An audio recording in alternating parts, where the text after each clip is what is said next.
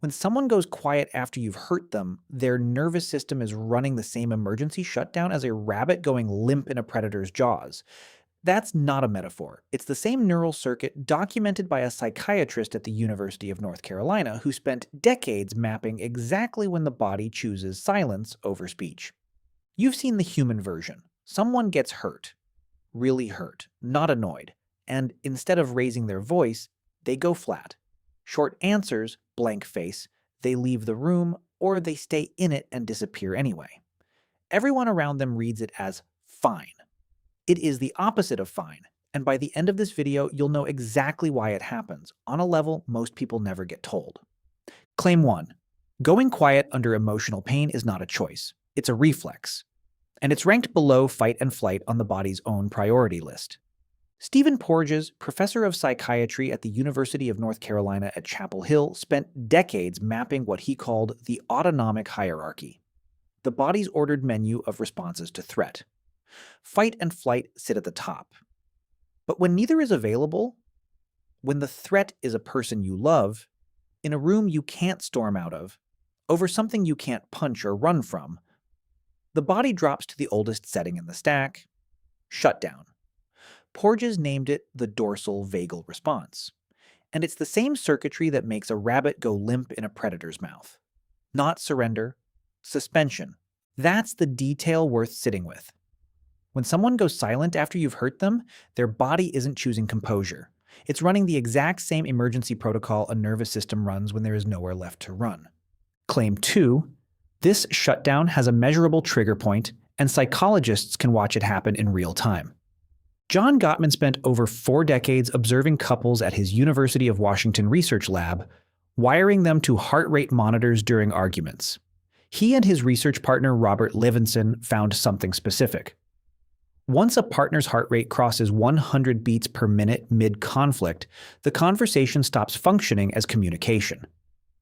The body has entered what Gottman called flooding, too physiologically overwhelmed to process language, and stonewalling, the shutdown response, is what follows. It's one of what Gottman named the 4 horsemen, the communication patterns his lab used to predict divorce with over 90% accuracy. His data also found something specific about who this happens to. In his studies, roughly 85% of stonewallers were men, which Gottman attributes to men showing more intense physiological flooding during conflict than women on average.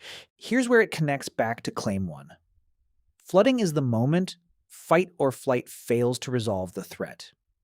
Stonewalling is the dorsal vagal shutdown taking over once it does. Same mechanism, different lab, 40 years apart. Claim 3. The people who go quiet when hurt are often the ones feeling it the most, not the least. They just don't have the words for it.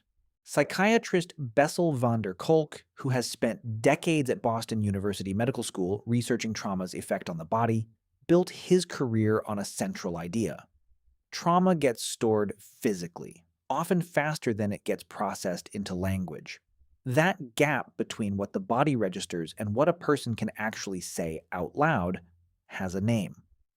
Alexithymia, coined in 1973 by Harvard Medical School psychiatrist Peter Sifneos, working with colleague John Nemiah, literally means no words for emotion. It's not the absence of feeling. It's the absence of a working translator between feeling and language, and researchers estimate it shows up, to some degree, in roughly 1 in 10 people.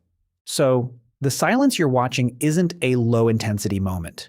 It might be one of the highest intensity moments that person will have all week, running entirely offline, with the volume turned all the way down on purpose. Think about what that means for the people around them. A partner who wants an argument reads the silence as rejection and pushes harder. A friend who wants resolution reads it as punishment and pulls away. Both responses make it worse, because both are aimed at a person who isn't withholding speech. They're a person whose speech has temporarily gone offline, the way a phone with no signal doesn't reject your call. It just can't receive it yet. And this is the part almost nobody says out loud. The quiet ones are usually not doing this for leverage. Stonewalling looks like control from the outside, the silent treatment as a weapon. But Gottman's own framing complicates that story. He describes it as a self-protective response to flooding, not a strategy. The heart rate crosses the threshold, the dorsal vagal system takes over, and the person on the other side of the silence isn't punishing you. They're mid-shutdown. That's the real cost of this pattern. It's not that quiet people don't feel deeply, it's that the depth of the feeling is exactly what triggers the shutdown, which means the people who need to be heard the most are, biologically, the least equipped to say so in the moment it matters. If you have ever gone silent on someone you loved and hated yourself for it afterward, you weren't broken. You were running code installed before you had any say in the matter. The work isn't forcing yourself to talk through the freeze. It's building enough safety, over time, that the freeze stops getting triggered in the first place. If you recognized someone in this, maybe even yourself, that's worth sitting with. Let me know down in the comments which claim hit hardest, and if you want the next one, I'll see you in the next video.